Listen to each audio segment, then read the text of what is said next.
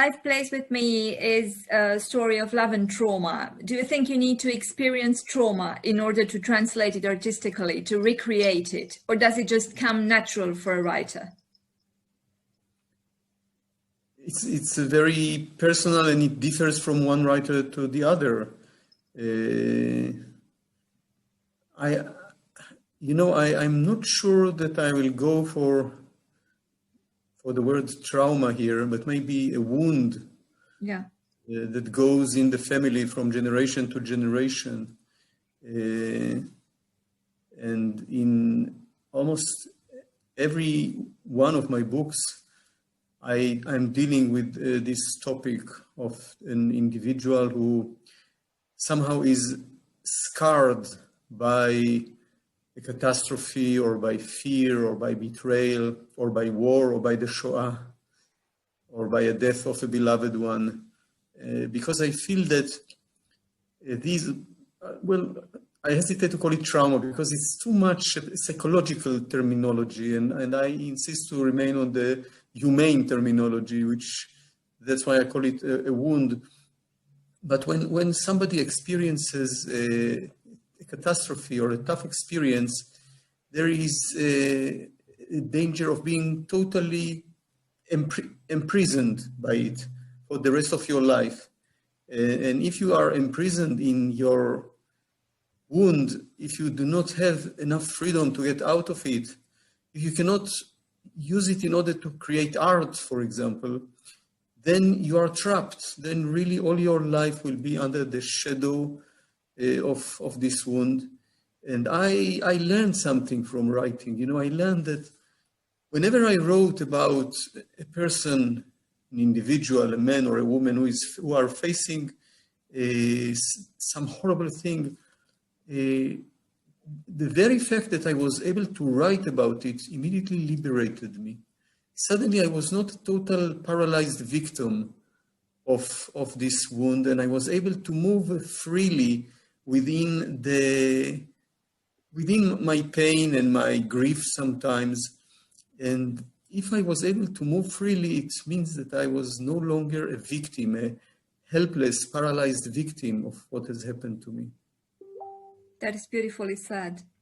Now, how is it like to inhabit female voices as deeply as you do, because you give them tone and shape and scope and tenderness, and you make them despair like nobody else? Thank you first. I'll tell you a story, okay? Okay. Years ago, I wrote a book called To the End of the Land. I don't know what's the name of it in Romanian, maybe a woman escaping the news or something like that. Yes. And the main character is a woman, an Israeli woman. She's 50 years old. She has 2 sons, and one of them goes to the war, and she has a very strong intuition that he will be killed. And the whole book is about her attempt to escape from the bad news, from the notification of the military. And I was writing it. I wrote it, I think, for 2.5 years. And I was unable to understand her totally, to know her, almost in the biblical sense, because I really believe that a writer should know his characters almost totally. And then I was so desperate, and I was sure that I'm losing this novel. So intuitively, I just sat to a table and wrote her a letter. Her name is Ora. And I wrote, "Dear Ora, it's David. Why are you like that? Why are you so stubborn? Why don't you surrender to me?" And, I'll tell you, the moment I wrote this sentence, "Why don't you surrender to me?" it hit me how stupid I was, because it's not she who has to surrender to me. It is me who must surrender to the option of Ora inside me and to the option of a woman inside me. And when I formulated it in such words, when suddenly I was not so, entrenched in front of the option of being Ora, of becoming a woman, and suddenly everything went so smoothly, as if she wrote herself. I just had to allow her to take over and to be taken by her.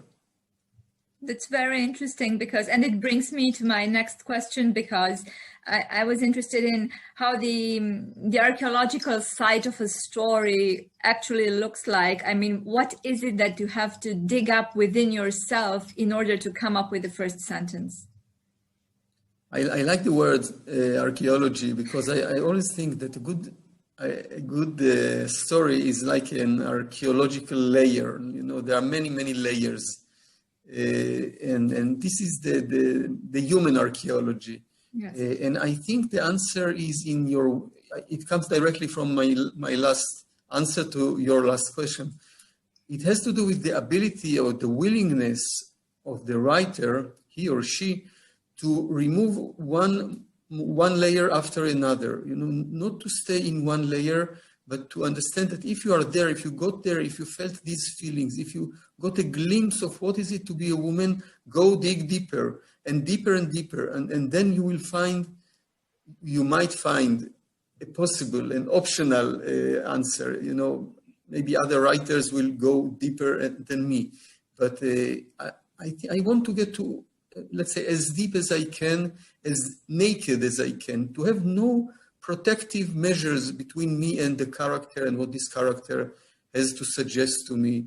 All the places that the character of Ora, for example, will take me to, even if I don't want to go there. If I'm really afraid of going there, I know that if I will write this sentence, this horrible sentence, it will be like a verdict against myself, against my marriage, against my parenthood, against me as a child of my parents.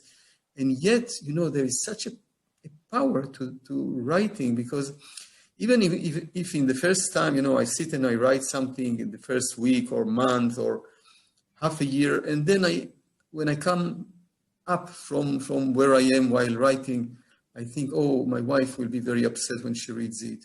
My children will be very embarrassed. My prime minister will be very angry. And after a while, after some months, the magnetic field of the story is so strong that this is the only thing that matters. Only what the story tells and what the characters tell me. I'm committed only to them, and I know I will cause pain and I will cause rage and even vengefulness or whatever. But at the same time, I know that if I dig deep, if I describe a character that resembles someone from real life, even if in the beginning this someone will be angry with me for writing about him or her in a way that he does not want to be portrayed, but later he understands that he got something that he could not have got otherwise. Because usually every one of us, we do not really uglify ourselves. You know, when we stand in front of the mirror in the morning, we just move a little in an unnoticeable movement, so what we see in the mirror will flatter us a little, will be a good start for the day. But when you are a writer who writes about a real human being, you might reveal to this human being things that he or she do not want to know. You know, all the dark places, all the places in the blind spots that we all have. So I come into this spot with a pocket light there, and I illuminate the place, and I force them to look at it. But then when they read the book, and I know it because it happened to me twice or thrice in my life, when they read the book, they know that they got something that only such a writing could have given them. That's a fascinating answer.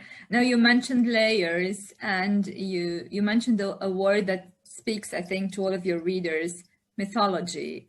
In Life Plays With Me, for instance, where Raphael's voice is contained within Gilly's voice, as is Vera's. So there are layers, and there is a Scheherazade frame with a story inside a story and a voice inside a voice. How was it like to actually build up a mythology, starting from a scene of violence, of beauty and temptation, as the one in the avocado orchard? Yeah, I don't think of it as building a mythology. I think of it as a human story. I mean, I think if you want to create a mythology, you will fail. You will tell a non-interesting story or a mechanical story. I think one should aim only at writing a man-sized story, no more, no less than that. But again, the power of the story itself, or the need to tell your story to another one, this is something that is very essential for me. I think in all my books, there is somebody who is telling a story to another person. And if he is lucky, then suddenly the story changes. The story is not as it used to be. Because, you know, I noticed that I think every one of us, we have a kind of a formal visit card, you know, our official story that we submit it to new people, new acquaintances when we meet them, when we want to gain their appreciation or mercy or love or whatever, or empathy. And over the years, we learn how to polish this official story, you know, and usually it's a story about how sad and painful was our childhood, how our parents did not understand us, our teachers, we were very lonely, our friends did not really know us. Over the years, we tell it better and better and better, and we deeply believe in it. But the thing is that maybe after some decades, we should look back and ask ourselves, is it still relevant for us, this story? Maybe we are much more beyond it now. Do we really have to be prisoners of our official story, which were very good and useful for the time being, but not now?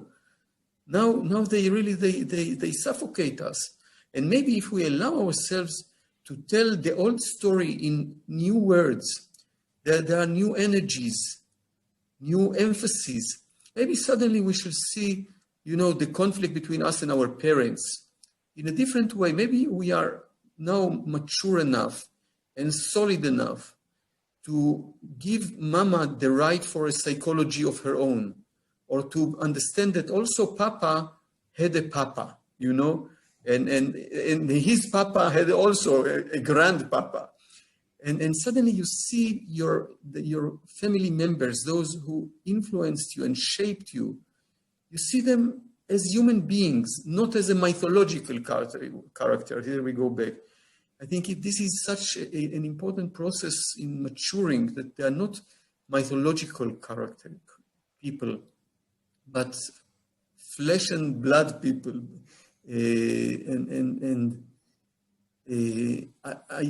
I talk about individuals, but of course you understand that it applies also to nations and to countries and big societies.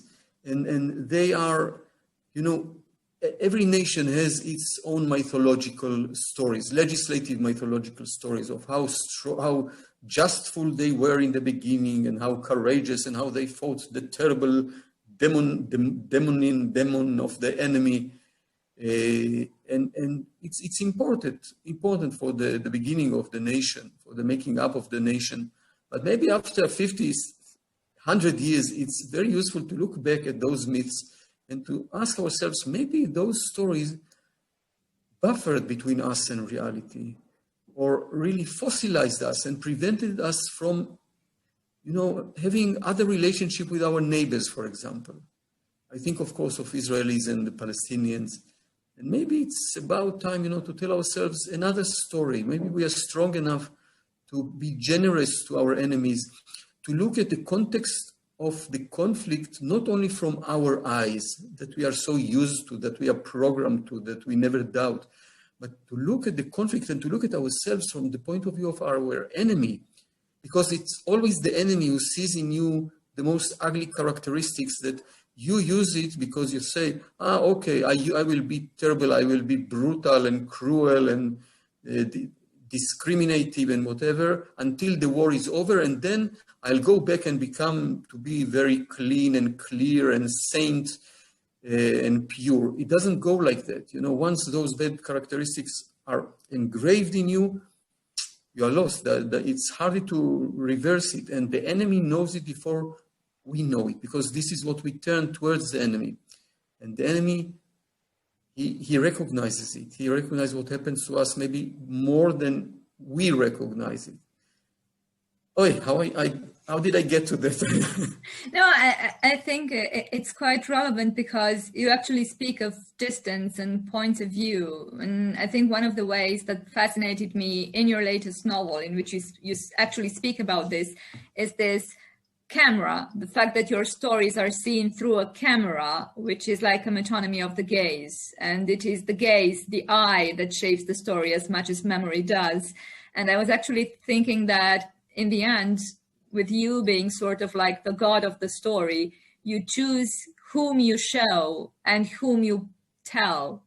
You choose what we see of Nina. You choose what we see of their insides, of the inside stories. Yeah. Yes, you are right. I needed the camera there because of various reasons. Not all of them I think I should explain because I want things to be unexplained. But it's a beautiful motive, anyway. Yeah, and I think it allows another dimension of the future when we know that Nina might look at this movie and remember whom she was. So she is now with us in the story, in the trip to the Goli Otok Island. At the same time, we know that it will be looked at backward. And also there is another thing, you know, I think there is something enriching if you infiltrate into literature another form of art, another art. Like I wrote a book called A Horse Walks into a Bar. And there is a stand-up comedian. And I think that the meeting between stand-up comedy and literature, it creates some spark. Because maybe every art stresses lines in reality that only this art can stress. Now, I don't know, I cannot really tell you exactly what one stresses and what one lacks, but the meeting of them is very fruitful. Yes, and Gilly says at some point that first-person accounts are too painful and confessions turned into third-person narrative are bearable. Is that the function of fiction, to make life and reality bearable? I mean, it's very good if, as a side product, it makes life bearable.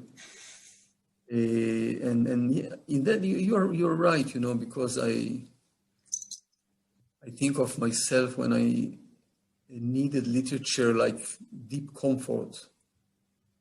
And the good books helped me. I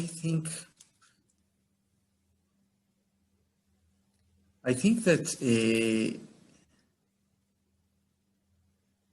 you know, I'll tell you from a very personal point of view how it made life possible for me and tolerable for me. And this was after we lost our son Uri 14 years ago in the war in Lebanon. And I was then writing this book about the woman who escapes the news from the notification, and unfortunately it happened to me and to my family. And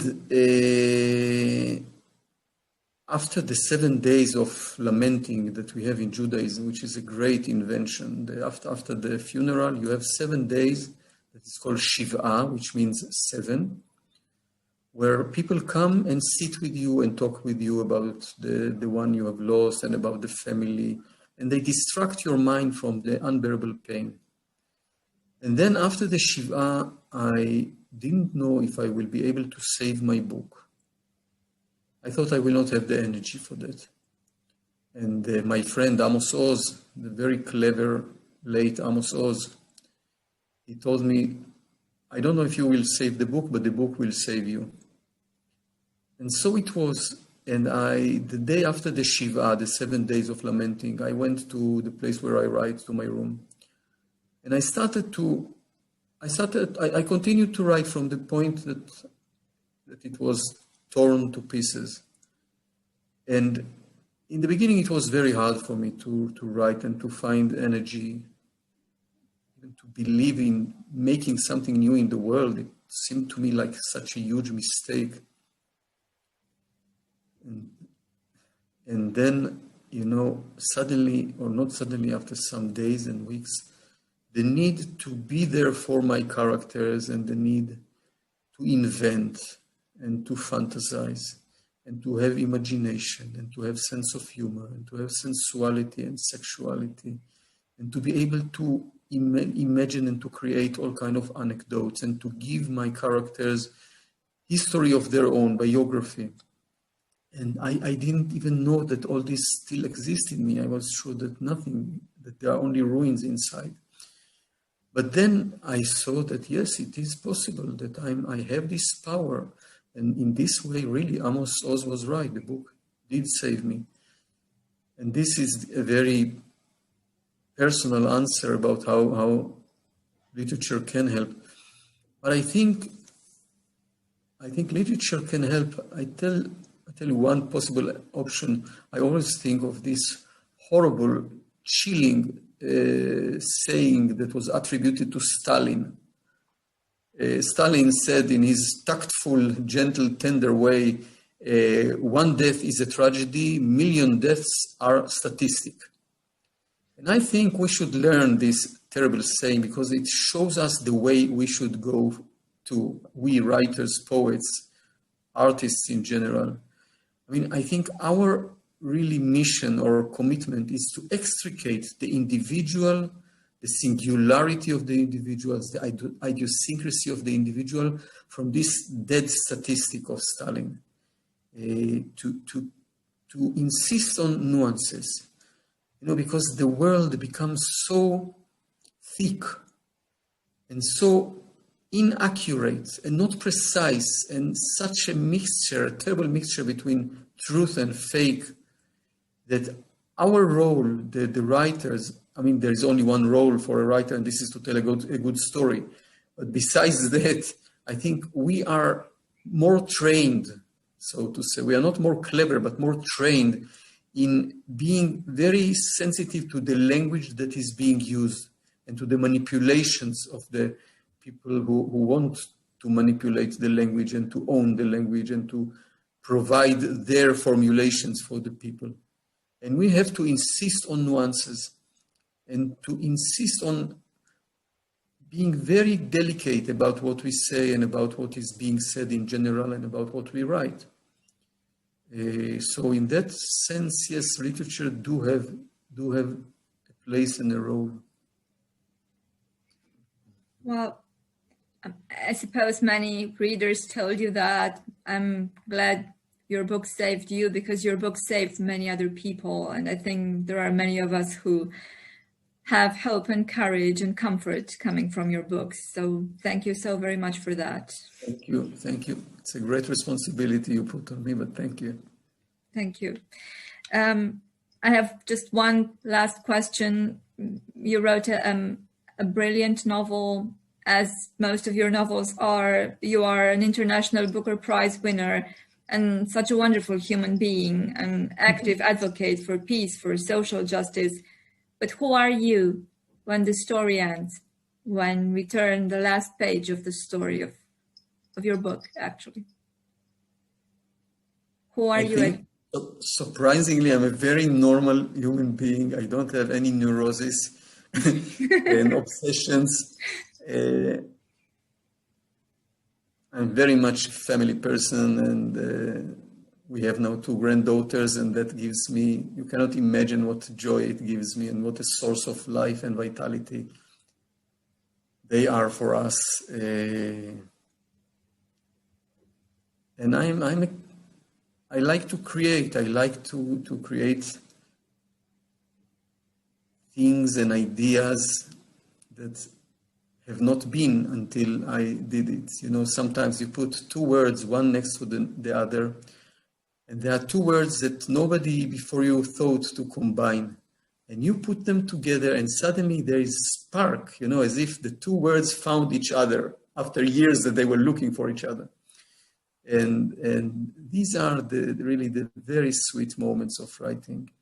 And I mean, there are many sweet moments in writing, the totality of writing, so that you are totally immerse yourself in an imaginary reality. And in the beginning, it's so hard because you have to invent everything from the beginning and to make it credible. And it's really like an ongoing birth of 3 months, 3 years, sorry. And yet I tell you a little story. When I wrote, years ago, I wrote a book called Someone to Run With. It's a book for young people, takes place in Jerusalem. And there is one of the main heroines of this book is a dog called Dinka, a female dog called Dinka, which is a rare name for a dog. So here goes the story. A couple of our friends, the daughter of our friends went with her spouse, so to say, to a walking trip, hiking trip in Slovakia.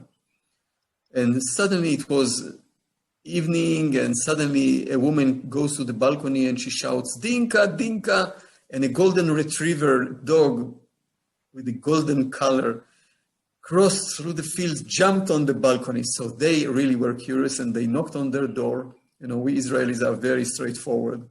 And they said, "Excuse me, did you call your dog Dinka?" And she said, "Yes." And they asked, "Why Dinka?" And she said, "Because of the dog in Someone to Run With."